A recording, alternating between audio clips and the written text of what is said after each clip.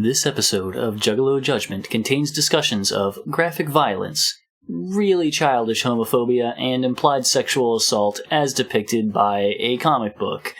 It's kind of back to the old school Wicked Clown shit. We're on like that early kind of stuff. Listener discretion is advised.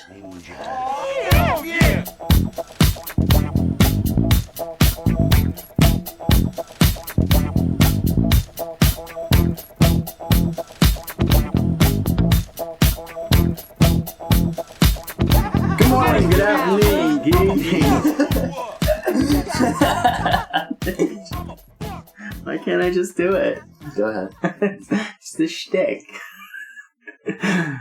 Good morning, good afternoon, good evening, juggalos, juggalettes, and those who don't identify as such. This is Juggalo Judgment, where two friends take time out of their busy schedules to sit down, listen to, and analyze music of the Juggalo variety. You are joined by your hosts, Mike and Shmeev. We have another episode for you. It's our bi-weekly thing, which is weird because bi-weekly can mean twice a week or every other week. As it turns out, it means the latter. Oh, it actually does mean every other week? For us it does. Yes, for us it does. I want them to know. The English language is fucked up. But clearly, this episode did not come out a few days after our last episode. No, it did not. So, this is obviously every other week. What was our last episode? Chaos Theory. Chaos Theory. About Jumpsteady. Yeah. Now, if the holiday season is over, basically. For us, yeah. Yeah, we're at this time that this is being released officially. I mean, technically the last one will come out just as it's kind of tapering off, but now we are firmly out of it, and the realities of all the money you spent over that holiday season are setting in. And they hit me like right before Christmas hit. And I was like, this sucks. Around this time, I'm like trying to square away how much money I spent at MagFest. Hopefully I don't have to do that because I budgeted. Yeah. I budgeted a lot of money for myself. This is the time of the year where everybody's got their New Year's resolutions. You know, everybody's like... Not everybody. I'm gonna do this thing to better myself as a person. And like 95% of the people, no, it doesn't happen. Didn't happen for me last year. That was one of the things where I was like, man, I'm never gonna do these because they're just kind of pointless to me. And then I tried it and I failed at it. So I was like, that's why. Oh, wow. If you are a new listener, thank you for joining us. If you are nice to see you. We can't see you. It's like John Cena. Shut up. Okay. They don't know. Whoa. That's some Big Brother shit there. Exactly. If you're a returning listener, thank you very much for continuing on this fun little journey that we're having. Nice to see you, too. Likewise. This is a bit of a different episode compared to our prior ones. Now, we typically listen to music and talk about it, and we're still doing that this week. However... In fact, we've done something different a couple times in the entirety of this. I mean, we did just do Big Money Hustlers not too long ago. Yes, we did that a little bit ago, but this is a different medium that we're talking about. Indeed. We're not talking about necessarily just music, and we're not talking about the silver screen. No. We are talking about... The Silver Age. I don't think this was the Silver Age. I don't know what the comics things are. I have no idea. I think that was like 80s or something. Yeah, maybe. We're talking about a comic. We're talking about a comic, yeah. What are we talking about this week? We're talking about the Pendulum. The Pendulum. So, there's some history with this, and it's fucking dumb. Apparently, this comic, The Pendulum, was put out by Chaos Comics, who are now defunct. Okay. I don't know when they went belly up, but I'm assuming probably in like the mid-2000s, give or take. The premise of this was they were working with ICP and making these like kind of one-off issues, I guess, for a while. Yeah. And then they decided to do a full 12-issue run of an ongoing story.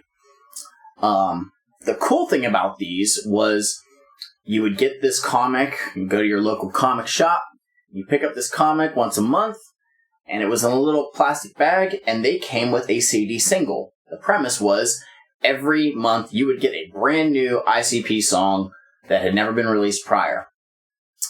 Now, unfortunately, because of ICP's consistent touring and all that stuff that was happening at this time period, they weren't always able to give a brand new song, and what it may have been was a song that was from a specific event in the past. So something that was still kind of limited, but this was at least giving it out to a greater audience.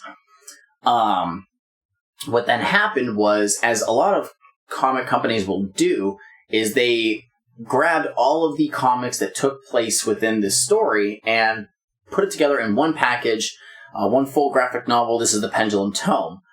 And what they also did was they included a CD that had all of the songs that were included in the past, with the exception of tracks from issue 7. I'll talk about them in a moment. But this was a cool way for everybody to just get the full comic experience instead of having to find single ones. And it's very difficult to find the full graphic novel nowadays. I actually have one in my possession. Indeed. I got it a couple years ago on Facebook. There's a group called Psychopathic Museum. I was one of the first couple hundred members of it because I left a different group. And somebody was selling this sealed with the CD for I don't know how much. It was a lot though. It wasn't 3 digits, but it was something close to it. Yeah. And came in. It's in pretty damn good condition for it having been this came out in 2002, I think. And I posted whenever I got it, we had a smooth transaction. This was awesome. I can't wait to read this. And somebody in the comments said, somebody in the comments said, you better not open that. And I said, don't tell me what to do with something that I spent money on. I bought this because I want to read it.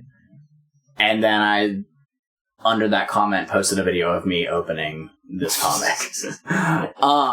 You can actually find, the solo issues fairly easily on eBay, and they're not even that expensive.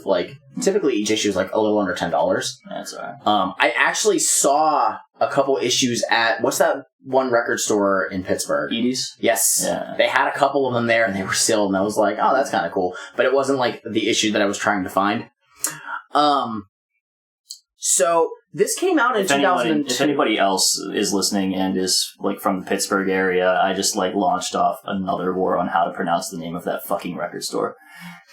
It's not Ides. Oh my god, nobody knows or cares. I don't think the owner knows which one it is. I called it Ides. Yeah, it doesn't matter. Which is why I asked you. I hear it from everybody, and nobody has given me a straight. Nobody can give me an authoritative answer because the fuck do they know? Fun fact: the first time I ever went there was for a signing, an in-store appearance from a artist from Psychopathic Records. We'll talk about that in a long fucking time. Now, this CD that came with these comics came out, it looks like between 1999 and about 2001, maybe early 2002. So this CD is kind of, in a way, a forgotten freshness. Yeah. Because these songs have nothing to do with the comic itself or anything like that. These were kind of, I don't want to say necessarily throwaway songs, but stuff that didn't fit a theme or whatever to anything else that was being put out at the time. But you can kind of tell around the era that the songs were made based on the production or Violent J's voice, which is a big giveaway for a lot of their music. Yeah. So as such, the full album is 12 tracks. However, we're not going to cover any of the ones that we've done in the past, similar to when we touched Cryptic Collections or stuff like that. Now, there are... Just to cover all of the ones that we've covered before, I Don't Care. What was that from? Dark Lotus. That was on... we talked about that on Cryptic Collection 2. The Great... No, that's a new one. Ain't Nothing But a Bitch Thing. That was on Forgotten Freshness 3. Yeah, whatever. $50. That was on Psychopaths from Outer Space Volume 1. The Amazing Maze. Also Psychopaths from Outer Space. Confessions. Forgotten Freshness Volume 3. Superstar. Forgotten Freshness 3. Run. Forgotten Freshness 3. Yeah. So... It's funny because in the Juggalo Bible, it has a list of all of the singles and everything, and those last 3 that I mentioned, it says that those songs were never featured on anything anywhere else, yet there is distinctly a listing for Forgotten Freshness Volume 3. God. And those songs were on there, so it's Jay, what the fuck did you do? It's Jay. So, now, the only other thing is, there is 3 songs that were left out of the full graphic novel. Yes. These were on issue 7, which the CD was called Songs for Juggalos. These are, and I referenced this before a couple episodes ago, 3 Raida's solo tracks. Yeah.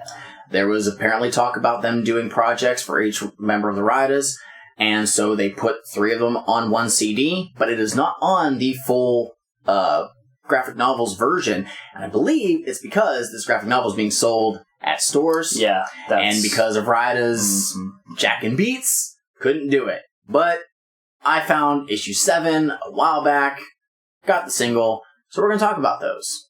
But first, let's talk about this comic. We are going to talk about this comic. I figured what we would do was listen to a track, breeze through and talk about like some of the chapters, like the ongoing story of it.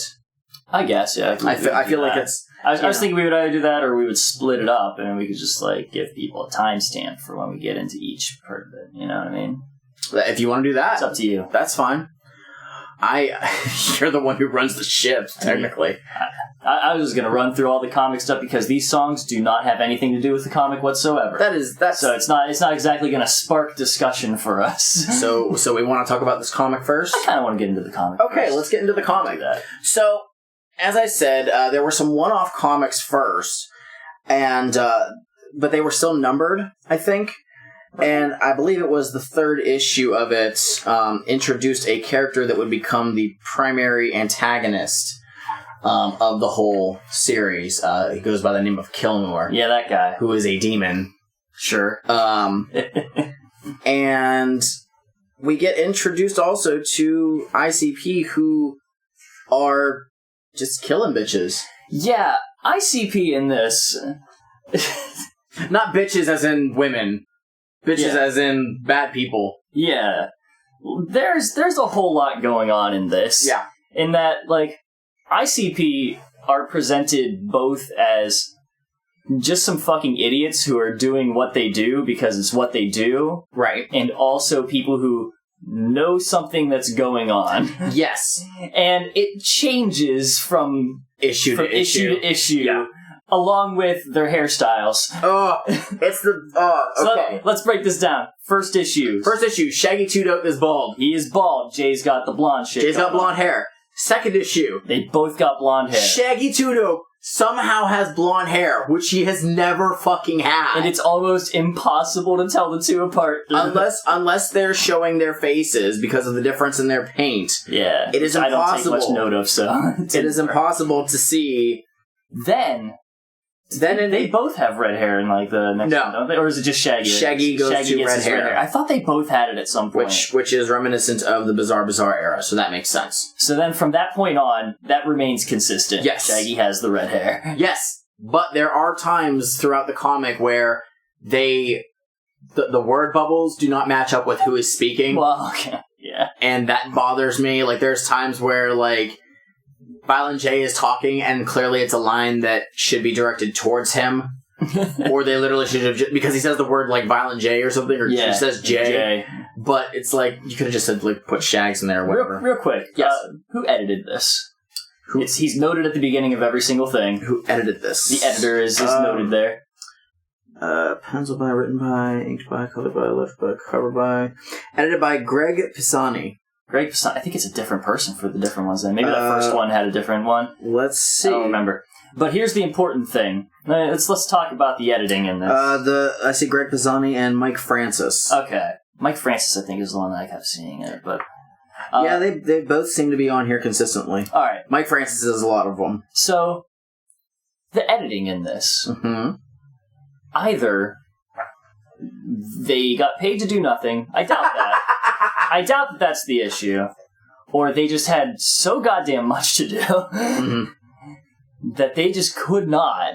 Now, I never expect an editor to catch everything. That doesn't happen. That's not the way that it works. We're always going to have times where... But there are certain things in this that somebody had to be reading this and be like, hey, this word got cut in half? This is inconsistent. The last letter of this word is on a different line than the rest of the word?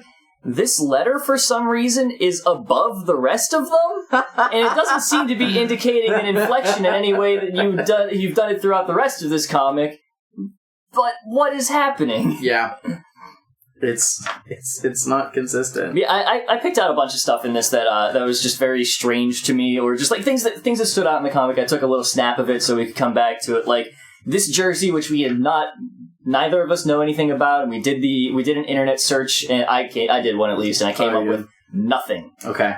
So throughout this, they have their jerseys on, number 69, like you do.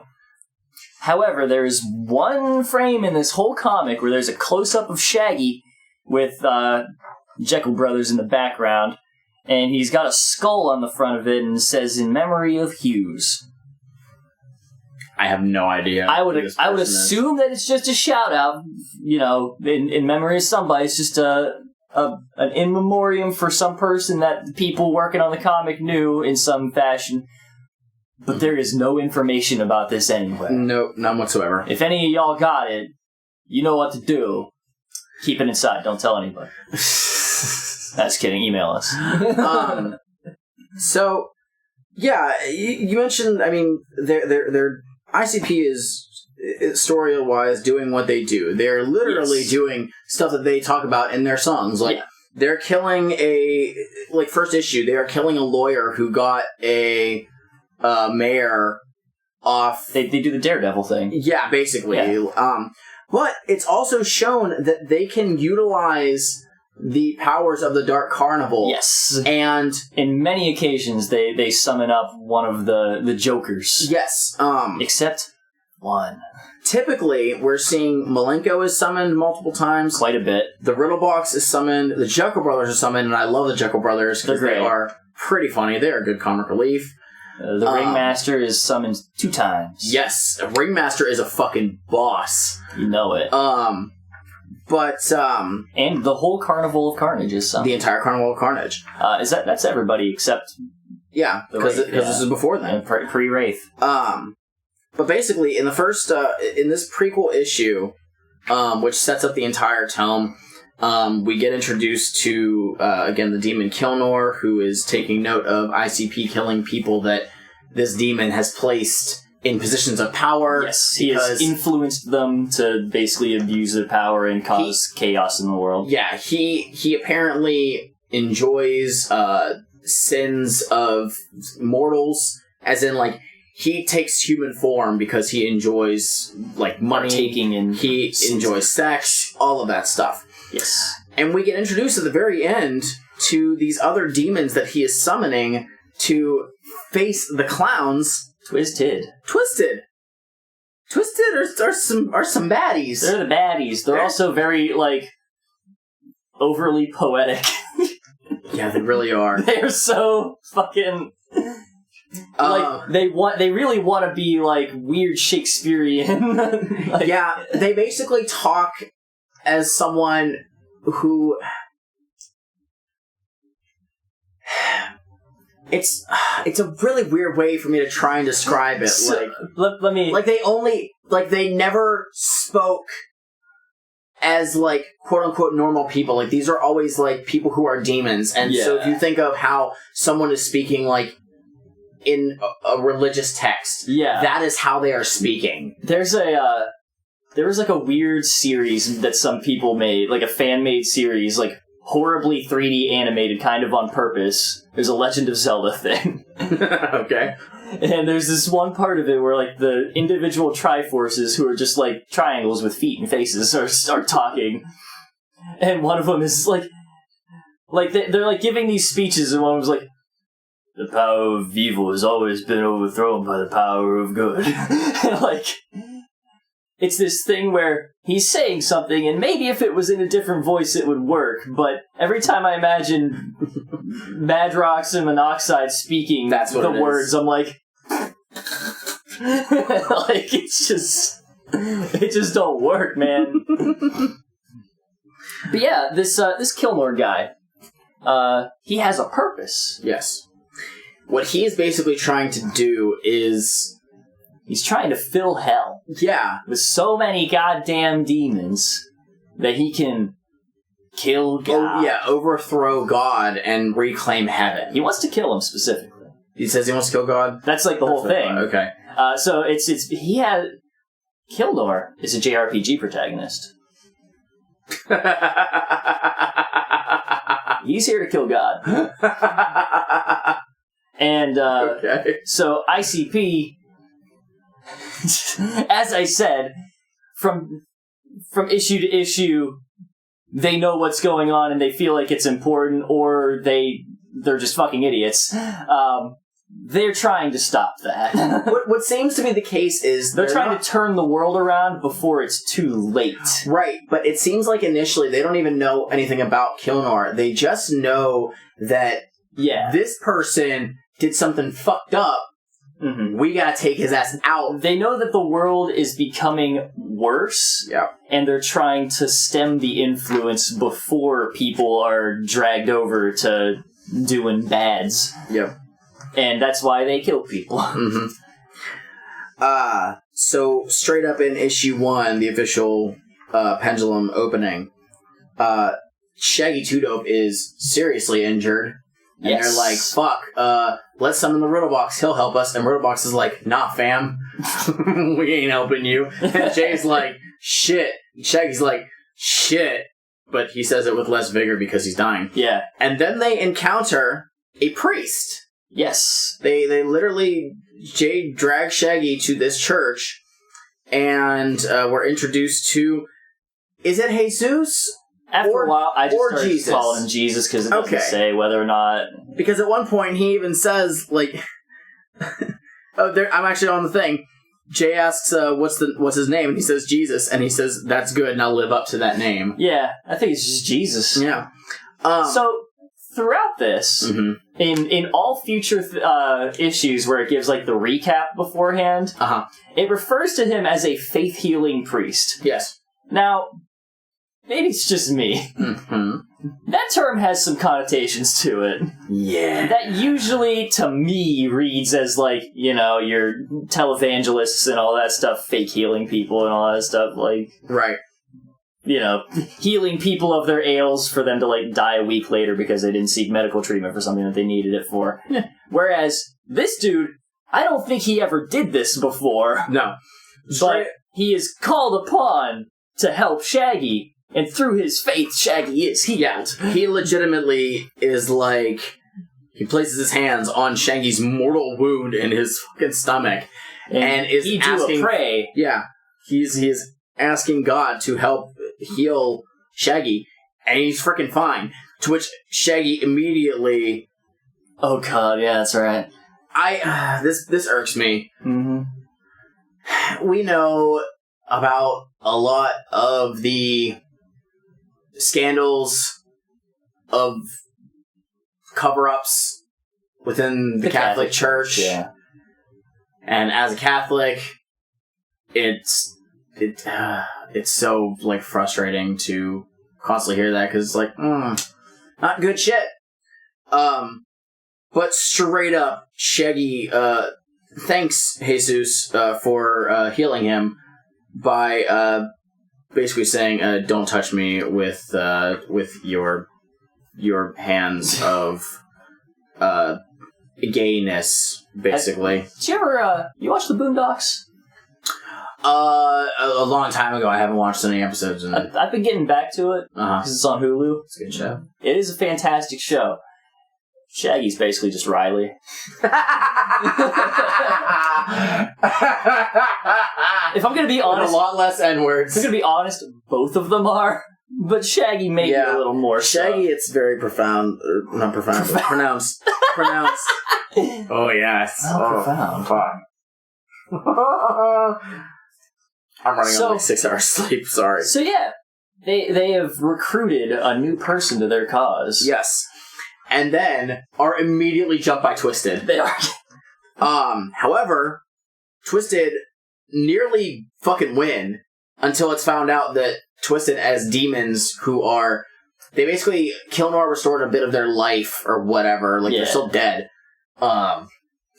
They cannot go into light, otherwise it causes them immense pain. Yes. So That's one thing that they got. And it's not just daylight or anything, like, they hit a fucking, like, car or something, and the light from the car is like, later in one of the later issues that's the thing. Yeah. So... Meanwhile, they got that, but it was Jesus. Yeah. That was basically a distraction because Kilnor sent a bunch of regular fucking demons to get at him. Jesus is hardcore. Yeah. He actually, like, in the very beginning of it, when ICP shows up, he pulls a fucking shotgun. Oh, yeah. That's true. Is he Blaze? No, he can't be. He never said his he didn't spell out his name or anything. But I'm just gonna spoil this because No, you can't. No. Because I know exactly what you're gonna say, but it doesn't count. No, it's not. Can I talk about it anyway? Later. When we get there. God damn it. Not now. I know exactly what you're gonna say, but no. The Ringmaster saves Jesus. Yeah. They literally, these demons pull him to the Nether Void. And then Jay and Shaggy are like, well, shit, like, we owe him because he saved Shaggy, and Shaggy's like, but he touched me. And he's like, they're like, all right, we're going to get the Ringmaster because he's a fucking pimp. It's the most they have ever felt beholden to another human being in their life. Pretty much. So they get the Ringmaster, and they're like, yo, you got to save him. And Ringmaster says, you owe me.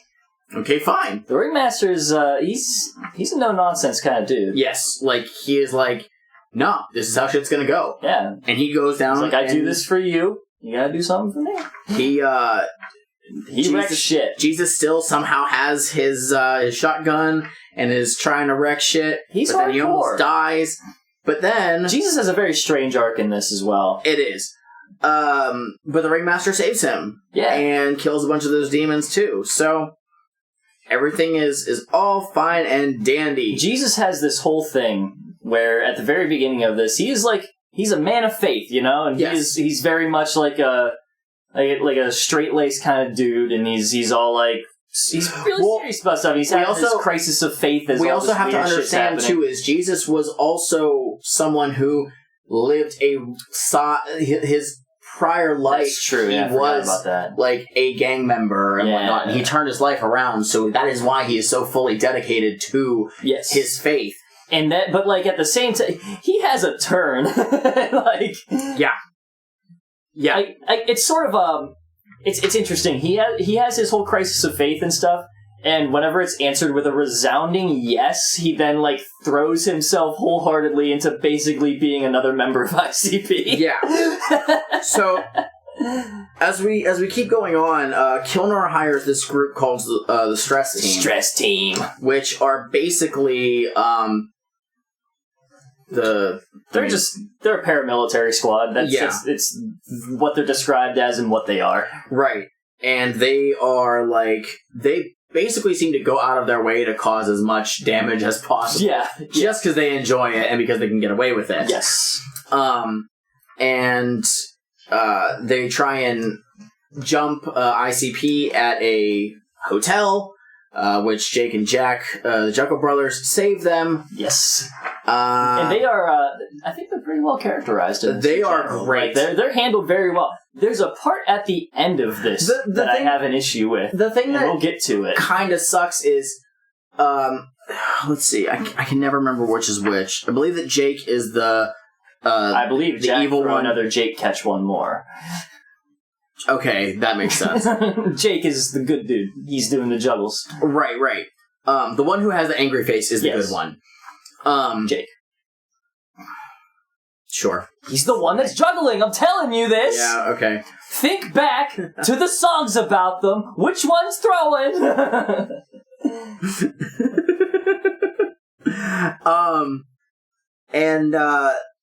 It's funny because normally you think the one is trying to antagonize the other, because of their personification in the Juggalo Brothers album, but they seem like they're, super cool with each other. Yeah. I guess it's kind of for... I guess their thing with, the juggling souls thing is, it's our job. We just gotta do this. And I mean, I have to do my job super good. You have to do your job super good. It's just a matter of who's super gooder. So... Well, I think the deal with it is that just... Jack really doesn't have a job, so to speak. Yeah. It's just... whenever you fuck up, he's like, well, woo, and then he just washes. Yeah, true. And throughout the whole thing, they sort of hold up to that because Jack, as if I'm recalling correctly, smiles all the time, but he's still really just kind of like, do you really want us to do this for you? Are you really, like, you never call us in for anything fun? Right, yeah. And Jake is like... You always call the riddle box. You always call Malenko. Yeah, and Jake's like, yeah, we'll help you out, I guess. Yeah. All frowning the whole time, but he's still down to help him out. Right. So, moving on, we... that hotel that ICP was in gets blown up. ICP are saved by the Juggalo brothers. And then ICP pay a visit to the local police chief. Yeah. Who was the person who basically had the stress team put on them. We find that Kilnor is the one who assigned the stress team to this law enforcement. Behind every single one of these horrible fucking people is Kilnor pulling the strings to put them in place. Right. And the police chief is like, he has his misgivings about them because of the way that they take care of and Kilnor's like, yeah, but they're doing the shit right, aren't they? And he's like, then shut the fuck up. He's like, they cause a lot of problems for me. I have to cover a lot of shit. But he's like an ends justify the means kind of guy. Well, let's back this up. In addition to that, actually, now that we're talking about this, Kilnor's whole thing, part of his pitch to everybody that's going to be helping him in killing God is that there is suffering on Earth that's just allowed to happen. So he views him as just an uncaring God. So what's the point of him being there anyway? Which legit is kind of a deep topic. It is a in whole an insane clown posse comic. And the flip side of that, though, is that he doesn't care about anybody beneath him either. He's not doing this to change that. He's doing that so he can be the guy that's at in the driver's seat of it.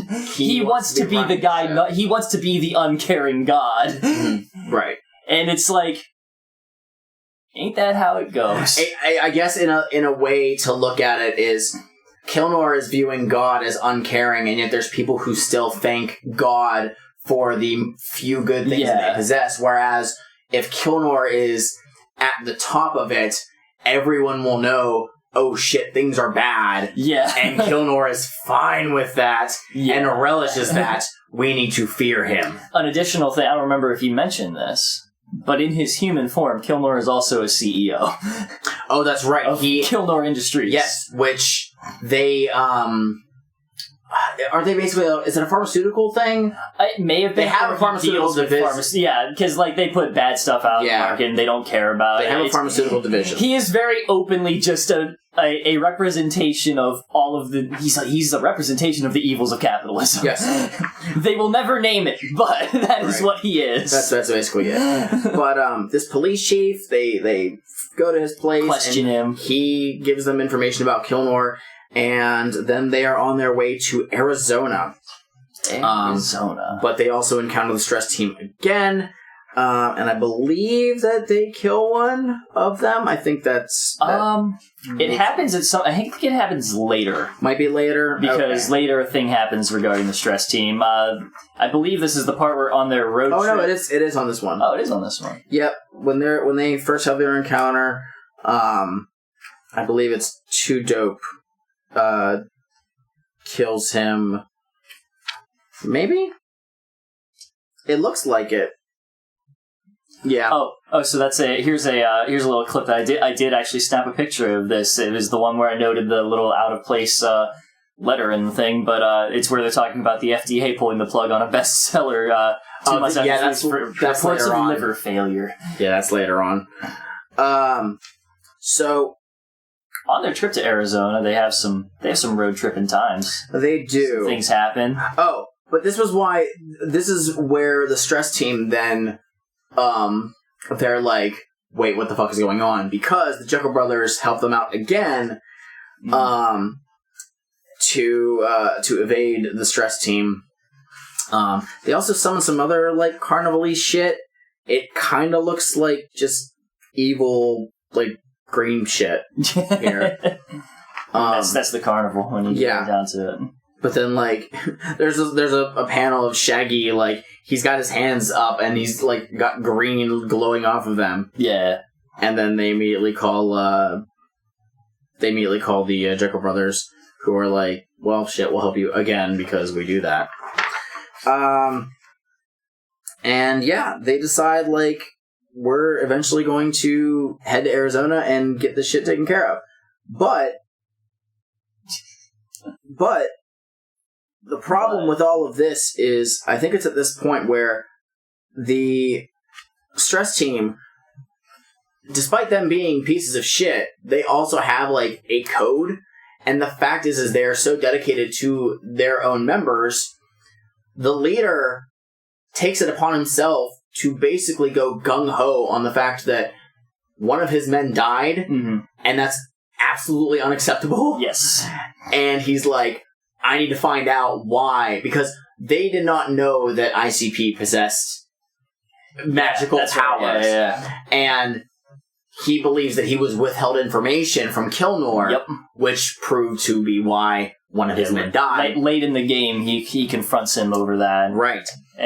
But I'm just going to spoil it. That's what eventually turns them against him. And ICP decide to grab Jesus, who was trying to repair his busted down church. Yes. And they're like, listen, we need your help. You're in this now. Yeah, and they're like, shit is going to go down. Come with us. We're going to do things and stuff. And Jesus at this point is still kind of grappling with what's going on and stuff, but he believes, in spite of the way that these guys present themselves and all of the murders that they do, that they are being guided by the hand of the Lord. And so he goes with them. Yeah. Well, this is where we saw about him talking with that person from the pharmaceutical division. Yep. This is also where... like, oh, yeah, we're going to send it to a third world country we'll still make a profit off of it. Yeah. But this is where Kilnor is called by the leader of the stress team. I wish I knew what his name was. Apparently I'm not seeing it. It don't matter. Mr. Gray. Mr. Gray, that's right. And Christian Gray. Yeah. He's basically saying, like, hey, you fucked shit up. Yeah. And Kilnor doesn't think that it's important enough to, like, discuss. Yep. But not only are ICP on the way to Arizona, but so are Twisted following in tow. And ICP have to make an important stop on the way. Yes. And it's what slows them down a little bit. I think they're in, was it Wichita, I think is where they decided to go to? Wichita is, one of the stops in there. There's this guy listening to a country song that clearly just has lyrics written by Jay and Shaggy. Yep. They fuck with him, and then Twisted drive by and fuck with the guy as well, and then the stress team come and they blow up his fucking car. Yep. But they make a stop in this small town, and there are a bunch of neo-Nazis. Yep. And they get in a fight. One of the neo-Nazis is laughing the whole time because he just likes clowns. Yeah. So maybe he's not a bad guy, he just got with the wrong crowd? Because they don't do anything to him. There's a, here's a fun fact for you. Like, Violent J is beating the shit out of his friend, and the guy's just laughing about it, and then after says clowns are funny. Those people tend to be A, fucking morons, and also goddamn cowards is the thing. There's a great video from a rally from some time ago where because like this dude at a fucking Nazi rally of all fucking things suddenly decides to like remove whatever shirt he was wearing that indicated that he was with them, because the very moment that he had to face any kind of backlash for being a piece of shit, he was like, "Nah, man, it's just a fucking joke." Like, nah, get fucked. Gung ho about it a couple minutes ago, dog. You pulled your fucking shirt off real fucking fast for that, didn't you? So they kill all those neo-Nazis with the exception of the one who is just laughing the whole time, and they just let him go. It's weird. Like, they set the one on fire. Yeah. Like, but then they cut off the heads of all the other ones, and then the cops show up, and Jay is like, "We'll play along." And it's like, you got arrested. What? Well, what he has. It's not too hard for them to get out. Right. So let's see. We see Twisted. They're still driving. They're in an all-black car. They're still in daylight, which is very, very blacked out windows. Yeah, so they're like, fuck. But then these cops shoot the fuck out of their car. Yeah. For literally no reason, actually. Because they're cops.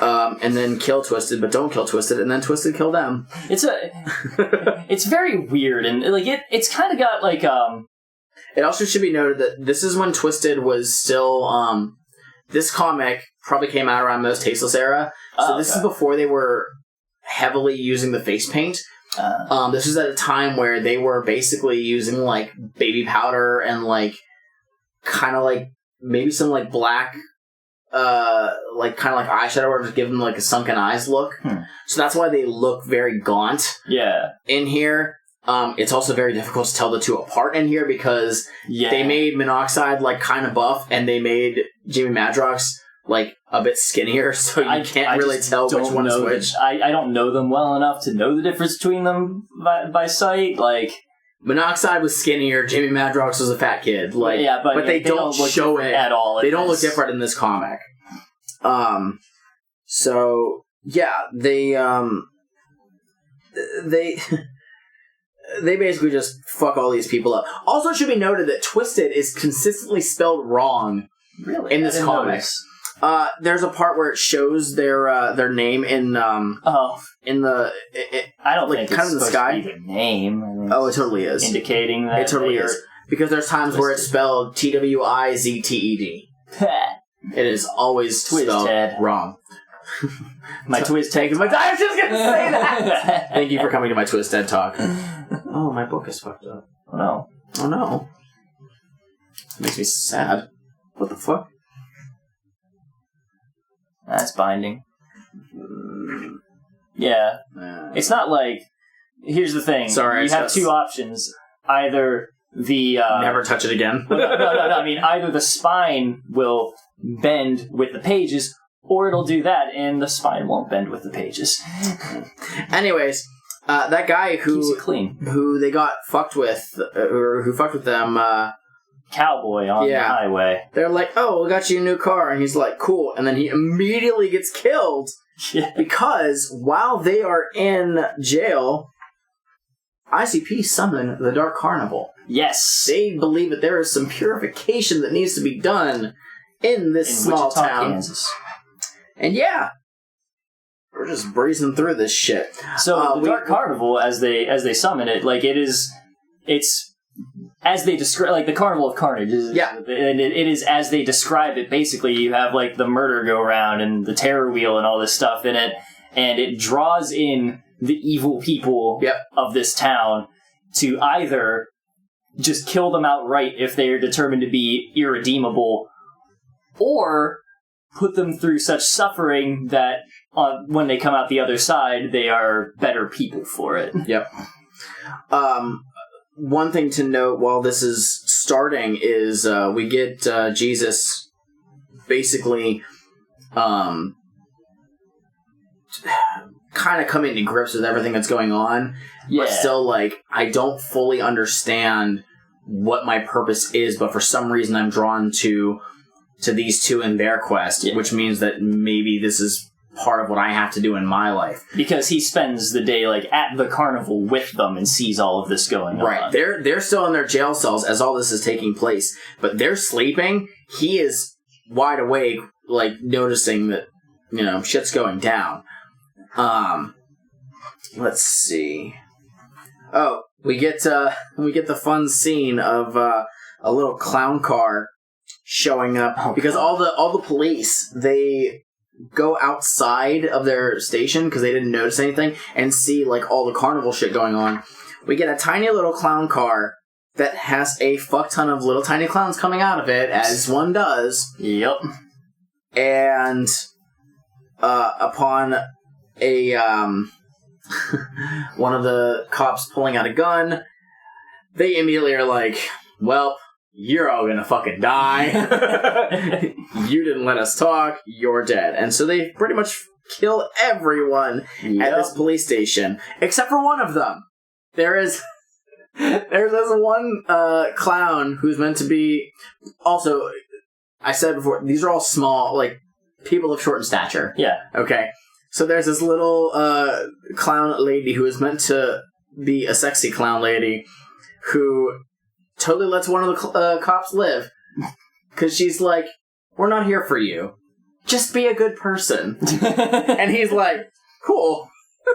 But what was funny was I was playing the one tabletop game that ICP put out, Into the Echo Side, with some friends last night. Yes. And this character, Squeezy, she is a card in the expansion, and I didn't put that together because I had only read this comic once, and that was the first time I got it a couple years ago, so I hadn't read it again. So had I not read this, in the last couple weeks, I wouldn't have thought anything of it. She makes appearances like throughout this comic every once in a while, just like not in the actual story of it, but like as one of the like side pieces of art, like flipping a page or something. Yeah, Violent J tries to have sex with her. He does. Because why not? Yep. Out of the two of them, Violent J is less on that. At every chance, though, Shaggy's like, but there's a strip club. But is that the case? Yes. Okay. There's literally one part, like, whenever they're, at the end, they gather Juggalo. They gather a lot of Juggalos to go after Kilnor at the end of this. This is what happens. And as they're about to go off to, like, his tower to fuck him up, Shaggy's like, but don't we got time? There's a strip club. That's right. So even before they go to like help out Jesus, he's like, but can we get some bitches? By the end of all of this, the carnival does its job. Indeed. But Twisted were hiding throughout all of it. Mm-hmm. And they wound Jesus, seemingly mortally.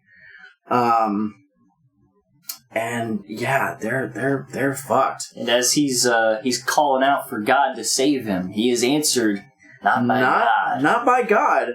On the next issue, we are introduced to Jackson, who is a demon. He is.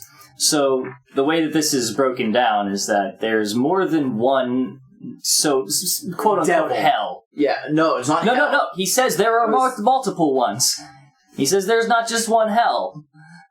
Don't question me on this. I just fucking read this week. And they are led by, many different devils that were cast out. Right. Like, there isn't, like, a singular hell for people to go to. It's just sort of where, one or the other. Mm-hmm. And many of those devils have considered the concept of, retaking heaven. Kilnor is the one that is, currently the most prominent one, and his idea of killing God is one that people are both worried about, and some of them are, swayed to, because some people suspect that if you kill the person who created everything, creation ceases to exist. Mm-hmm. And so his whole thing is like, retake heaven? Yeah. Kill God? Nah. This comic is supernatural. I haven't seen Supernatural. This is supernatural. This is straight up supernatural. They stole this concept from ICP. That's true, yeah. What the fuck? It was at this point where I was starting to remember a lot of different stuff.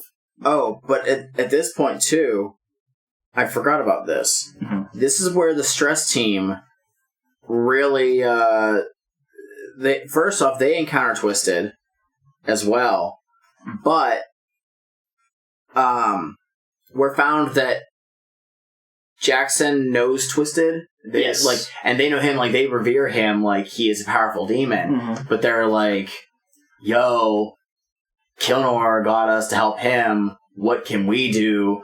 And Jackson's like, as soon as you do what he tells you to, he's just going to send you right back down. Yeah, and Twisted were, basically, they were, quote-unquote, grateful for the scraps they were given, more or less. It's like, hey, look, we're allowed to, like, go to Earth here, and, it's more than what we get on a day-to-day basis, so we're pretty happy for it, and we're gonna deal with it. We'll get thrown back at the end, but we had this and it was nice. And it's like, but, motherfuckers.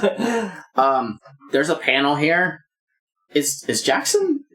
He's the guy. Is he the guy? He's the guy, yeah. That is straight up the guy. That's the guy. Huh. Gonna have to post a picture of that. So yeah, I almost forgot about this. Another thing that's acknowledged in this, because Jackson brings it up, that he acknowledges Lucifer as the first devil that was cast out. Yes. He basically him and Kilnor and all of the other devils are basically just the same as Lucifer. They were just cast out later. Right. Which brought me to an interesting thing, because every once in a while I get really into some stuff here and there. There's a video out there that, as far as this kind of topic in religion and stuff goes, very interesting. Video by a dude named Renegade Cut. It's called Left Behind in the Translation of God. It is about the Left Behind series, which is about revelations in the Bible and all that stuff. What is it? Isn't it about the rapture and stuff? Yeah, the rapture. So, the thing that he talks about is how much of that came from people mistranslating and then interpreting the Bible in ways for their own means. Like, really horrible stuff. And one of the things that's talked about in there is our boy Satan. The homie. The real G. Satan, in like, original Hebrew, is not... He's not, like, the devil, like, as we understand him. He is referred to as, like, his name means the adversary. Mm-hmm. Because his purpose as an angel of the Lord is to play quote-unquote devil's advocate. Like, his job is to test people. Mm-hmm. It's why in the book of Job, where God calls a congregation of his angels, and I didn't understand this at the time, whenever I'd first read that, he calls a congregation of angels and Satan's there, and I'm like, well, what he doing there? It's like, well, he belongs there. And God's like, well, what you been doing? He's like, checking out the land and stuff, and he's like, my boy Job, most righteous man in the whole fucking world. He's like, I bet I could turn him. Like, and he's there he literally tests Job's faith. Really horrifically. Like, read the book of Job. Yeah, it's an interesting thing. In terms of, like, the way that this is going. Mm-hmm. So, Stress Team encounters... We get like 8 pages worth, if not more, of the Stress Team encountering a bunch of fucking demons that Jackson brought up, because why not? Yeah. And the Stress Team... I mean, they're still after ICP. Right. But ICP weren't around here at the time. Yeah. But they faced the Stress Team, which has, I think, 4 members at this point, 4 or 5, and they fucking killed all of them demons. Yeah. Humans! 4 normal-ass humans with guns and explosions. I mean, they're pretty good at what they do. Clearly. Jackson pulls ICP down to the netherworld, the nether void, all that stuff, and is basically like, yo, we know what Kilnor's trying to do, and it may seem appealing, but we don't fully agree with it. And ICP's just like, They're falling asleep! Yeah, they just don't care. And Jackson's like, you dumb shits. At this point, the Stress Team took Jesus. Yeah. Yeah. So yeah, that happened. I believe that's actually why the demons were sent after them. That's quite possible.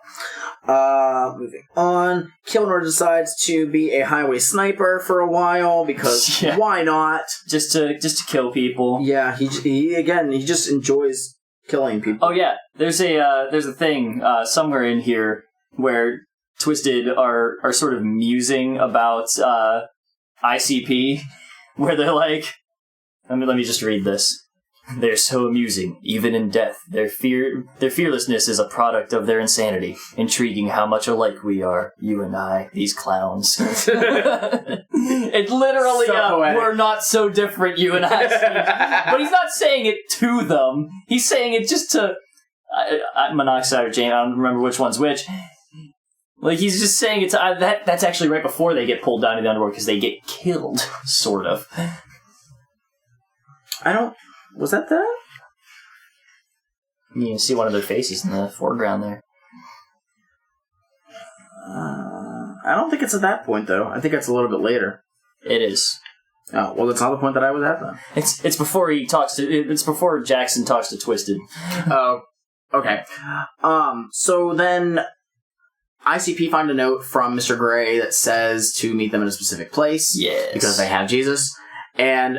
all Mr. Gray wants, he's like, got dynamite on him. He's like, I'm at a point where I don't fucking care. He's got dynamite on him, and he also has the rest of the team, like, set up to just fucking... wreck shit. Fire some fucking lead down. And he's like, all I want is information. Yep. I want to know what... He's like, Kilnor hired us to do this thing. He didn't tell us that you had powers. Yes. And I got one of my men killed, and I take that as a personal offense. All I want to know is, what is your deal? Yeah. And I'm like, you started out as an antagonist. You're not necessarily an anti-hero, but that's still kind of cool that he's, like, on an even playing ground. He is all business. Yes. He doesn't have a stake in right. this beyond it's his job. Yes. Also, this is a point where they use the term, so he says, look, until now we've been trying to eliminate you, but in lieu of recent events, that's not how in lieu works. That means... like, without, they mean in light of recent events. I'm just going to throw it out there. Yeah.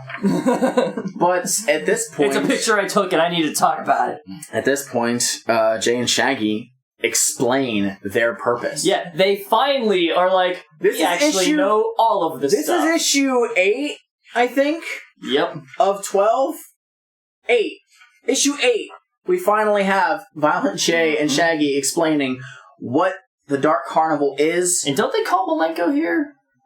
Not right here. They make him see something. Like, he sees, like, he starts seeing, like, all of the stuff that he's done in the past. Or maybe he just has, like, these... They do something to him. It's not Malenko. Okay. Jesus comes out. Oh, Jesus, my boy. And he, like... That's right. Somehow, he has, like, Dark Carnival magic now. Puts his hand on Mr. Gray, and the man of the Lord. And it basically shows Mr. Gray something that he had done in the past, basically just a job that he did, and seeing the repercussions of it. All the innocents that died because of him. And now he's like, okay, I understand. So then, let's see. Turn to the side of good. Yeah. So they keep on doing their shiz. Kilnor decides to take the place... sorry. There's a panel over there that I have a picture from. Which one? It's just really amusing. There's this part where this guy is, like, beating on some girl and tells her to get in the car, and... Oh, is it? ICP go to, like, slam on the... there's that. That panel's fucking amazing. But my favorite part of this is that I guess ICP just decided to, like, drive and just fucking run him the fuck over. Mm-hmm. And he's like... He closes the door, and this woman's just sitting in there, and he's like, open the door! It's a convertible! He put her in a convertible! It shows in the last panel! Oh my god. I never even noticed that. He's like freaking out from the outside, and she's just like staring through a closed window, but it's a convertible! I never noticed that. I was losing it! I'm so mad now. I can't believe I never noticed that. Oh my god. I hate this. I was so amused by this. Oh, that makes me really mad that I never noticed that. It just makes this like these couple panels more dumb. But there is a really great panel where she's just like smiling through the window. Oh yeah, she has he's about to get fucking you deserve this wrecked. Kilnor is like, all right, I'm gonna go over here and I'm gonna take the place of this gang leader. Yes. Kills the gang leader. And then fucks his girl. Yeah, fucks his girl. And then I'm assuming kills her too? Yeah, probably. Maybe. And then he grabs the members of this gang so that they can encounter ICP. He needs to see for himself what they're about. Mm-hmm. Twisted show up where ICP is at this motel and start... Oh, no. They don't start beating the shit out of ICP. ICP, Violent J, Jay gets the drop on is like, Shaggy's still asleep. No. Yeah. He's like, oh, hell no. We gonna fuck y'all up. And Twisted is like, we're trying to help you, you motherfucker. Because at this point, Twisted listened to Jackson and was like, yeah, you should not be listening to Kilnor. He's gonna make shit way worse. But also, I mean, they have a history. They snuck into their hotel room. Right. Are you gonna trust him? Yes. I believe this is also the part where they get, Jay gets, like, tackled out of a window. Yes. And he hits the ground and he says, damn, I dropped faster than the new Slipknot album. No. Yes, it is, because he lands on somebody's car. Unless that's somewhere else. It's right there. It's in one. It just says, hope the car insurance covers. Flip the page. It's somewhere in here. I don't think because then he's like, sorry about the car, folks, because he lands on somebody's car. I know he falls in the car. I don't think that's here, though. Well, I have this picture. Oh, hey. Yeah, eat shit. It wasn't the next page. Well, whatever. Damn, I dropped faster than a new Slipknot. I'm sorry it takes them so long to make things happen in this comic. Well, because at this point, I know it's flipping. Shaggy was fighting the other one, which I don't know which one's which. This one also is one of my favorites. Twisted's hair does not look like hair; it looks like extensions of their head. Yeah. Just because of the coloring of it, it's fucking weird. Shaggy believes that he kills this dude. And they're going to drag him out. Him and Jesus are dragging him out. And they get to the stairs. And they're like, oh no, we gotta get out of here pretty fast because I think somebody else shows up. And he's like, well, how are we gonna get him down? And he just chucks him down the stairs. Oh, yeah. And you see, I'm just gonna say that it's Monoxide because I don't really care. Yeah. But Monoxide, you can see that he's awake during this. Like, he's coming back into consciousness. And then he's like, let's just throw him downstairs. And you see his face like, oh no! He just chucks him. Yeah, that one's fun. Then at this Shaggy's point, a lot of fun in this. Yeah, he's when he's not being bad. a piece of shit. Yeah. So the gang shows up, and he's like, "Fuck." I lost my train of thought. I'm sorry. You got it. Yeah, the gang shows up, and they're like, "Oh, we're gonna kill these clowns because." That's what our boss says to. Yeah, and Jay's like... Jay summons Malenko, and Malenko... he makes it look like cops. Yeah, and lots they're of like... caps. They're like, oh shit, what? But Kilnor can see through it. Right. Moving on... Well, actually, I think it's that Kilnor can see Malenko. Yeah, he can see Malenko. No one else can see, like, the Dark Carnival denizens, yes. But he's able to see that, so he can see that, like, Malenko created all of these illusions. This was a really fun line. I know it may seem a little far-fetched, but I put my balls on it when I say that demon is deader than a Kevorkian patient. Yeah. I have a sense for these things. They do this. And then he says, can I take that part about my balls back? It's like, you know what? That's a fun line. Yeah. Good for that. Yeah. And then they fight this demon again. We're going to assume it's Monoxide. I have no fucking clue, because this art style is weird. It sure is. We're moving. Oh, there's that clown again. She's back. Oh, yeah, Squeezy. She's only there for, like, commentary from the side of it. She has a tattoo that says, I heart AJ. Oh. I don't know who AJ is. Alex J. She's a big fan of Applejack cereal. Oh, you know what? I haven't had Applejacks in a hot minute. They do more conjuration from Malenko, because they're in like this kind of warehouse thing. But then there's a really fun part. We didn't structure a discussion of this comic well at all. We didn't. No, it's okay. Fuck it. I love the fact that there's like cops that show up and the guy's like, "Hey, these aren't real cops." And he like runs head to him and he gets fucking shot. Like, great. And then Kilnor like literally kills everybody in the building at that point. ICD had gotten away, and I think Twisted did too. But he kills all of those gang members who were just helping him. Kills all those cops because they're fucking beneath him. Yeah. It doesn't fucking matter. So here's the thing about Kilnor. Yeah. he refers to people as roaches. Yes. And he refers to his whole plan as, quote-unquote, the solution. Both of those terms have a bit of history to them in their usage. Well, we did have neo-Nazis a couple of issues ago. Yeah, it's a bit of a thing. Yeah. And it's, there's a bit in this comic where it's like, he is the bad guy, so it's like, whatever. Yeah. But at this point, he has also decided that these clowns are not actually a threat to him because he's seen their powers and he's just not impressed with them. Mm-hmm. Like, he's basically like, nah, it's all good. I'll go wait for him. Whatever. Fuck it. They will come to me and I will kill them. Right. Kilnor is back at his building and Mr. Grey confronts him. Yes. And is like, you done fucked up, cuh. And then he, tries to blow him up. Yep. Doesn't. He absolutely... He was already prepared for Kilnor to totally try to kill him, and he was like, I got an escape plan. Jumps out the window. The stress team starts trying to, He's got a sniper. He's got a rocket launcher boy. Oh, yeah, that. So, God damn it, I forgot. I hated this part. Oh, I have a little picture of it. So, ICP roll into town, and there's Eminem. I'm sorry, that's not actually... Sorry, it's not Eminem. His name is Feminem. Yeah. And he's a boy band idol. This is just fucking dumb.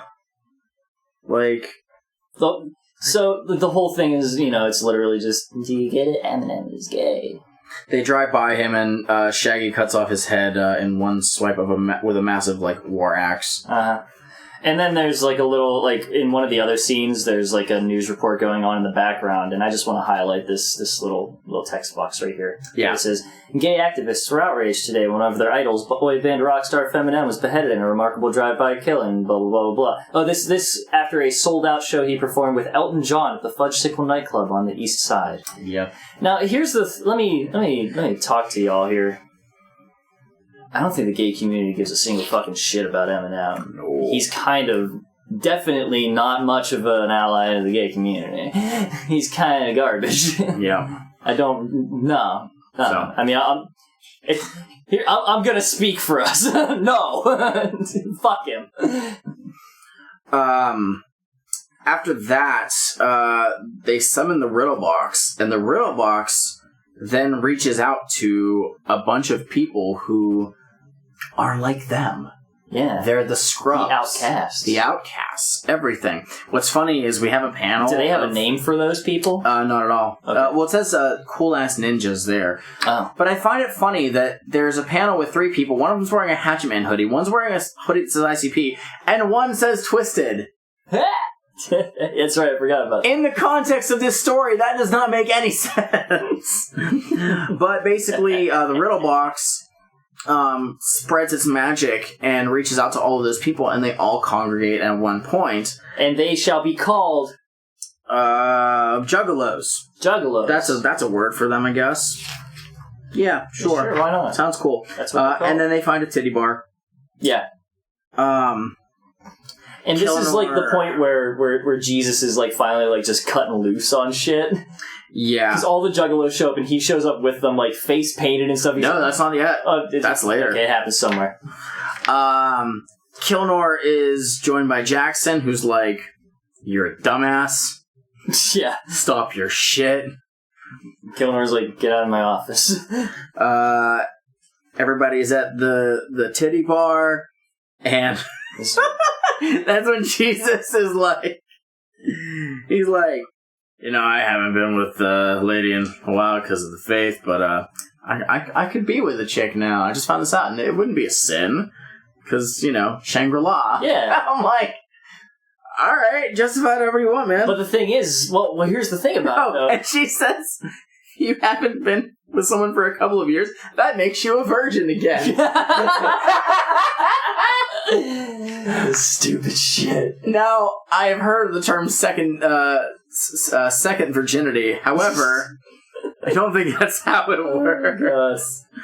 But he specifically asks for when she's done. Oh, yeah. Does he ask that? Yeah. Yeah, he's like, when you time you get off. Work at 2? Let's see. ICP decided to kill a bunch of jocks who are there because these clowns and scrubs are taking all of the girls. Yeah. Yeah. I mean, yeah. We've all been there. When the clowns and scrubs steal all of the girls at the strip club. It's happened, and I just kind of deal with it. I get over it. It's fine. Yep. This is the point where he shows up. He shows up painted up, and all the juggalos are painted up. It's time to fuck shit up. They got some cool designs on those face paints too. It's pretty cool. I dig them. And then they show up at Kilnor Industries and decide we're literally just going to chop every fucking thing in sight. This takes 2 whole issues. Yeah. It is a very long section. And it is literally just them just hacking their way through floors of Kilnor Industries. One of the things that's kind of interesting, though, is Kilnor forces the demons that are with him to go into the light to literally die for him. And they're like, well, this sucks. We didn't want it to be like this. It's a slow turnaround of people, and it's where It's where another one of the main themes of this comic and ICP as a whole come through. Mistreatment of workers earns you exactly the loyalty you deserve, which is to say none. Here's the Jekyll Bros. Jekyll Brothers. Both of them. They're back again.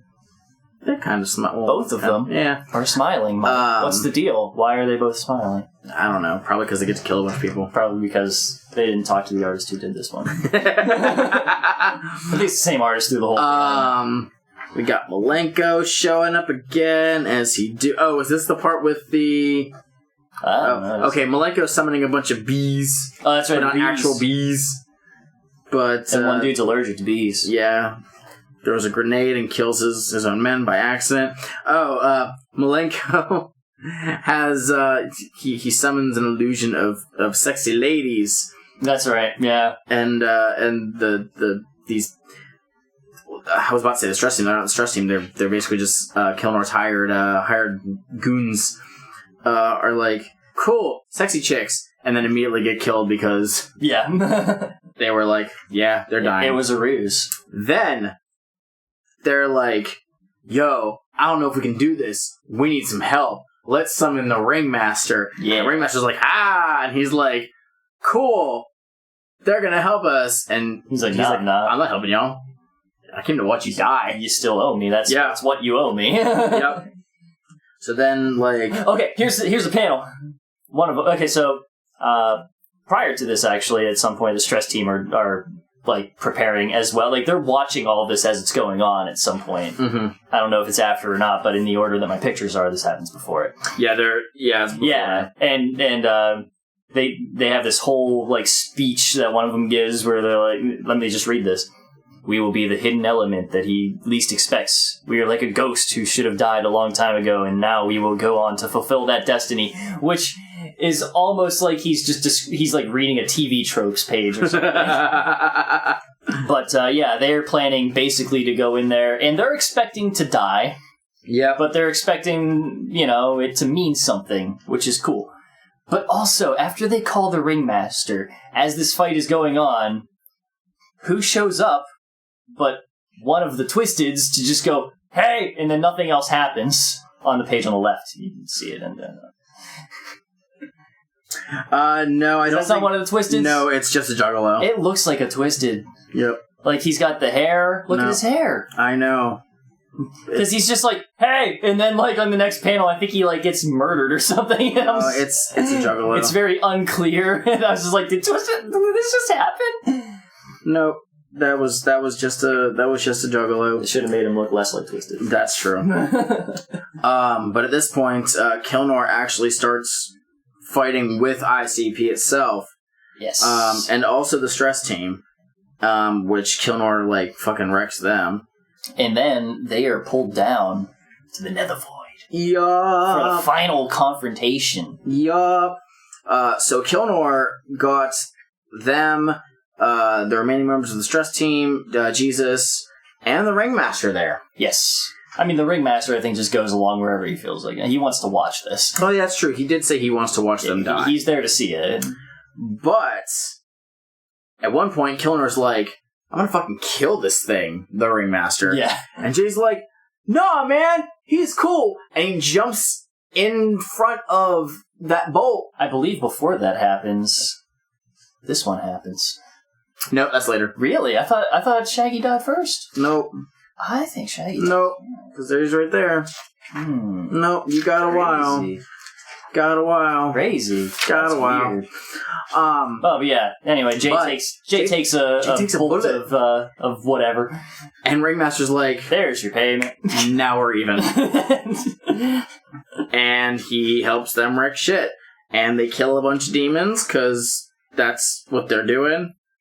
Shaggy has just a really good line here. The Ringmaster's style of fighting is just the Kirby tornado. Actually, it's more like the like the Nightmare from Kirby, where like his body's a tornado and his head's just staying still. But I just like that Shaggy at one point is like before they actually start fighting, is he calls out one specific demon. Oh yeah, and it's just like bad mouthing it so bad, and the demon's like, I don't want to fight him. Like, it's the most random, like... And Shaggy's like, hey, look, it cuts him down by one. That's something. And they're, like, still surrounded. Yep. So, all that shit happens. There's a lot more fighting. Jesus is holding his own. Yeah, and then at one point he's hanging on a ledge at the edge of the Nether Void. Oh, no, we're not there yet. But it happens on this page that you just turned to, you fucker. Yeah, because that's where Shaggy goes to help him out. He's trying to pick him back up. Yes, it is Jesus. Yeah, and then out of nowhere, Shaggy gets a hole blasted through his chest. And as he falls, he says, I'm outie. Yeah, he's just like, I'm outie, and falls off the fucking edge. And he's like fucking dying.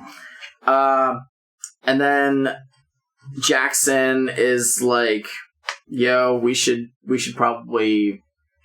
Do something. You should probably help these clowns. And Twisted's like, okay.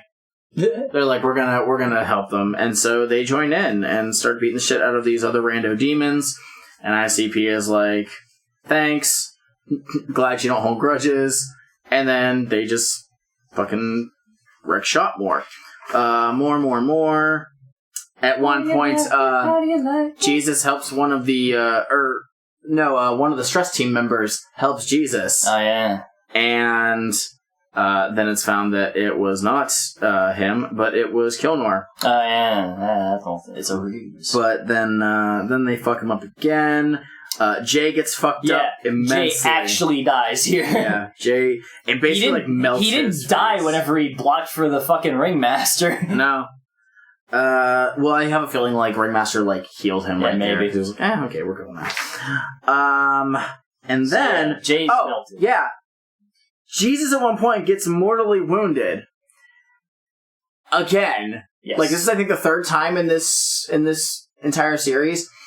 And he basically is like, you need to God, help us. This is not how this is supposed to go. We are trying to defeat this evil. And then all of a sudden, he's all lit up and shit. Yeah. And then he's got face paint on again, but it's a different kind of face paint. Yeah, it's weird. What's that face paint look like? It's a little cross. It's a cross. Yeah. And then there's Shaggy Two-Note back. He's also got a cross on his face. And then there's Violent J. Another cross on his face. And the Twisteds. They have crosses on their faces? What the actual fuck? They basically made Dark Lotus. They become Dark Lotus. We are of the Dark Lotus. We of the Dark Lotus are now formed to make that which was wrong right and to rid this place of all who oppose us. That's a fucking mouthful. So to answer your question, yes, Jesus is Blaze. Jesus is not Blaze. He's Blaze! He's in Dark Lotus! But that Lotus thing, it defeats Kilnor, and all is right with the world. And this is an alternate history, and they don't have where Blaze became part of Psychopathic before Twisted. And they don't have Lotus Facepan anymore; it just goes away. Basically, they become Dark Lotus, and then they basically do a like a Power Rangers Super Slash thing, kill the bad guy in 1 second and it's over. That's exactly how it is. It's Exodia, obliterate, and it's done. The 5 parts of Exodia come together to form Dark Lotus. So that's the end of the actual Pendulum. Yeah. There is another comic after, it was a Hallowicked special, and this is one that the art direction looks exactly like the art direction for a number of Spider-Man comics I've read that were from this past decade, honestly. So he's still doing stuff, because I looked him up, and he still does art for Marvel and whatnot. I think he literally just did one for Marvel within the last year. But basically, we have a guy who kidnaps a woman and takes pictures of her, but she is not the first one. He has killed and murdered many of them. Yes, in the past. And this is an interesting turn where Dark Lotus apparently cannot do anything in the real world in this comic. It's super weird. They are literally just ghosts who can like appear to people and speak to them and make illusions, but they can't actually touch anything. Right. Now, what's weird is we see Dark Lotus here. It's actually Dark Lotus. Yes, it includes all of them this time. But Violent J and Shaggy Two Dope are in their regular face paint. Monoxide is wearing his normal face paint, which is basically just white throughout with a little bit black around the eyes. But Madrox, Blaze, and ABK have Lotus Cross face paint, and I don't know why. I guess they just didn't have like a thing. It's really weird. Blaze has very weird hair. I don't think he ever had hair like that, so I don't know why it came like that. They are looking like they came out of a industrial music video from the late 90s. For sure. They were probably at a goth club.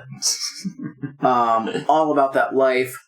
But basically, they start to like torment this dude with like illusions of the people that he killed. Yep. And, you know, he's freaking out. He suddenly decides, like, I'm just going to go kill that girl in the basement. Yeah. And they show up to her and they're like, hey, look, we're here to help you, but we can't do anything ourselves. You have to let this go on to help for us to do anything for you. Basically, the spirits of the people that this guy killed previously enter her, so she's given the strength to break out and kill this dude. Yep.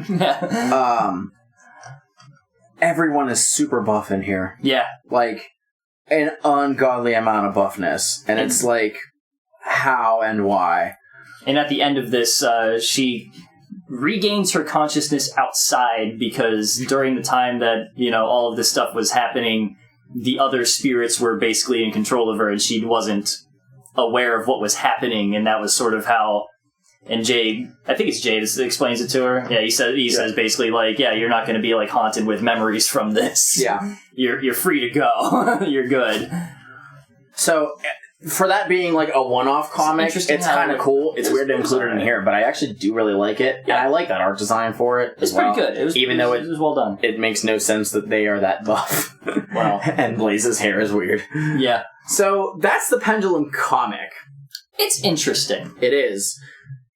I have reservations. Sure. When we said that we were going to do this one, I had only ever read this once prior, and it was shortly after I got it, which was a couple of years ago. Mm-hmm. I've only read this once. Reading it now, after having done this show... Yes. Oh, there's a lot of shit that is not great. No. There's a lot of shit that's not great by... commentary standards. There's a lot of shit that's not great by comic standards. Yeah. Is this graphic novel as a whole enjoyable? It's not the worst comic I've read. No. It's not by any stretch of the means. But reading some of the stuff, like some of the dialogue is like... This comic... It's very dated. Obviously, again, these came out between 1999 and 2002. Mm-hmm. And so I definitely see, okay, this is that era of ICP. Clearly, that is why this was written in this way. It is. They would not extremely just. It's ICP in a fucking comic. It book. is. Like, it is everything that they do in a comic book. But I can't see if they said they were going to make this comic series today, it wouldn't be like that. I do think it would be toned down. Yeah, I can see that. And less shock value-y. Because I'd be willing to put money that, like, if they even looked at this comic, if they found a copy of it again and read it, they'd be like, wow, like, we actually helped create this? But, like, obviously it's a thing of, like, you know, you still want to be proud of the stuff that you've made in the past, which is why they still do songs from Carnival of Carnage and shows. But if you have the chance to read them, if you can find some of the single issues, go ahead and check them out. Yeah. This is not the very first comic they did, mind you. The first one that they ever did was called The Wicked Clowns Never Die, which came out around... It's either between Beverly Kills and Riddlebox. I think it's around Riddlebox era because it was drawn by Shaggy. He did the entire thing, and then Violent J wrote it all. This one is written by Jumpsteady. Yeah. He's got the writing credit. He I believe came up with the story of it. I don't think that he wrote all of it. He was basically like, that's right, it's a story by Jumpsteady and written by whoever. So that's it very much encapsulates just kind of like ICP as I see them. Like whenever I read that, I was like, this basically is everything about ICP. It's got their whole thing about, you know, fucking greedy people and shit, and their acknowledgement of, like, the way that the world is fucked up because of that greed and, you know, the people who have the power in it, and the way that they really like to, you know, be misogynists, but also pretend that they are the saviors of women. It's in there, like it's whitewashing in the way that they like to do that, where it's like, nah, that ain't us. Like, but it's you. Yeah. You don't differentiate between your personas and stuff. Like, as the Wicked Clowns, you're either like, nah, we hate people who beat women, or you're the Wicked Clowns who beat women. It's like, you don't differentiate. You do both of those things, and then, you know, their homophobia shit. And that's honestly the one that stands out to me the most, is because that's the whitewashed version of them. Like that's them showing themselves in a good light, in the best light that they want to be shown in. But I can see, like, I hate the fact that it took 8 issues for them to get into what their purpose with the Dark Carnival is. Yeah. I really wish that was done a lot sooner. But the fact that they explain it to someone who was trying to kill them and not explain it to Jesus is weird. But that, honestly, is one of the best descriptions that you could give for, like, what the Dark Carnival mythos is. Yeah. Like, even if you take it outside of the context of this comic's story, they talked about that in their music. That's basically what it is. Yeah. And, like, if somebody was like, what is this shit, if you were trying to explain it to me, if I just showed you those 8 panels, that's pretty much going to explain it. Here's a question for you. Yep. Now, let's talk about this in reference to our next episode. Our discussion episode. Yeah, did people read... How much did people read this, do you reckon? Was this popular? I don't know. I mean, like, we have you said it's rare now. Was it like, readily available at the time that it came out? You know, comics are a medium of fluctuating popularity. Yeah. And the late 90s to the early 2000s is an iffy time. Sure. I mean, unless you're Marvel. Because Marvel, I think, was starting the Ultimate series at the time. So those were still going strong. But like, in the Juggalo community, are these, like, well-known, revered even? You know what? I don't really hear much talk about it. And granted, I'm not as online, like, when I was on Facebook and talking to people about stuff, or on Twitter and talking to people about this kind of stuff. Yeah. I haven't really had many people bring these up. Okay. Because, like, here's the thing about it.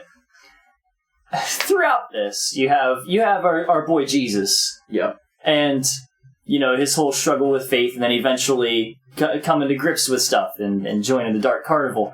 you have, in the last fight, he has, like, his crucifix, you know. Well, not a crucifix, because there's not a Jesus on it. It's just a little cross.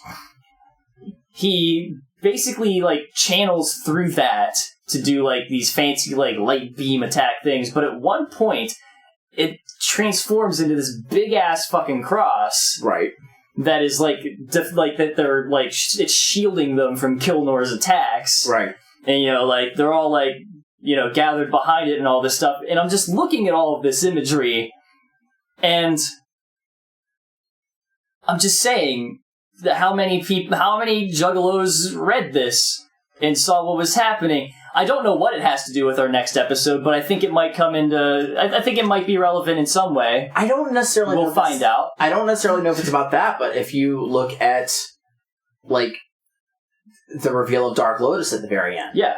Like, Dark Lotus' symbol is a cross. It's a specific kind of cross. Like, there's ornate stuff at the end of it. Yeah, I mean, it's a little fancy cross, but it's a cross. And I think that it's not an iron cross, let's be real. It's fine. but I think that maybe that, like, the cross that they were using through that, like, obviously, yes, he's a Christian priest. Yeah. But I think that was literally just symbolism leading up to Dark Lotus's reveal at the end. Suppose. Not necessarily full on, like, God, heaven, religion, like, all this stuff. Because in reality, Jay and Shaggy's mission was not necessarily divine for...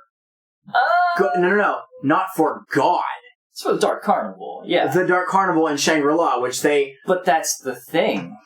Because Jesus, in his whole struggle through this, comes to realize that the two are merged. Technically, like, he recognizes both of those influences as being the same thing to him. And I think that's where you can have a bit of a disconnect, because I remember whenever I had started listening to this music and then hearing about, like, the Shangri-La stuff and all that, and my mom had asked me about it, and I was like, oh yeah, it just seems like, you know, it's basically heaven and whatnot. Yeah. And, like, hearing about, like, Dark Carnival, and she's like, well, do you believe in that? And I'm like, I mean, I just think it's another way to view it. Yeah. Like, are there people who fully believe that the Dark Carnival is, like, a religion, and then they follow, like, what those characters are about, and then they do that? Maybe. I'm sure that there are. Probably. I'm pretty sure I saw something that there was a person on Twitter who was like that, and then he was like, he had to distance himself from it because it eventually felt blasphemous to him, and just became a devout Christian. Huh. Which, it's a bit of a weird kind of thing. Like, if I were to say, like, when I die, am I going to see the Wraith? I don't know. Yeah. Like, I think that that's a, like, construction of another person. Right. But that's also a thing of maybe death looks different to literally everyone. Yeah. Maybe something that we identify closest with death is what we see when we die. And the character of the Wraith is what somebody who, if they think that that's what death is, that's what they're going to see. Like, we don't have... And everyone's heaven allegedly is going to be different. Like, your paradise may just be... Like, I mentioned about Supernatural. When they showed a character who was a pivotal person who eventually died, his heaven was his house. Yeah. And it's like, well, that's super convenient, because it's what you view as your paradise. Yeah. Okay? Is your heaven going to be the Shangri-La that ICP is talking about? I don't know. Maybe if you believe in that, that's what you'll get. I don't know. Yeah. No one knows until they die. And guess what? They can't tell anybody else. And it's all our own, like all of the things that we use to, you know, represent this stuff here is literally just our own way of personifying it to us. Yeah. Because, like, it could just be like it could be indescribable to us. So giving as we understand our senses, like, our senses cannot, like, perceive that. And giving that kind of symbolism, I think, makes that a little bit easier to comprehend, or at least grasp and get through the next day. for sure. So that's why. Like, we get that cross imagery in here, but then they immediately tie it with Dark Lotus, which is just... Yeah. I can't really, like, put more effort into that without hurting my head. The point is, we'll get to it next episode or the episode after that. Yeah. So that was the Pendulum comic. It's a Pendulum comic. What do you think about it? I said, what were your top issues? Top 3 issues? Don't bother. I don't remember any of them. The one where Dark Lotus shows up. The last one, yeah. 12. The Hallow Wicked one, just because I like the art style. I agree. And the one where the Dark Carnival came to Wichita was kind of cool. Good. Yeah, I like this one, so I'm down with that. Those are cool. All right. So we're going to break. Yeah. Right here. I'm going to upload both of these on the same day, but I'm going to separate them. Oh, it's going to be 2 different episodes? Why not? That's cool. It's going to be part 1, part 2, and you'll have them both on the same Sunday. I'm not gonna skimp out on this. Oh, that's cool. It's Merry Christmas. It's a little bit late, but Merry Christmas. Happy New Year. This is your New Year's present. Yeah. So, yeah. Man, peace out, y'all. Later, y'all. For like 5 minutes. With the Pendulum comics soundly defeated, how will our heroes fare against the dreaded Pendulum album? Will they fall prey to its wicked dark magic? Find out next time on Juggalo Judgment. Ninjas on this track, chopping off wigs like a flying guillotine attack. Jump steady, a shocker, rocking the blue blockers. A Bruce Lee 1-inch punch, heart stopper. You mess with my own, I'll turn you to stone.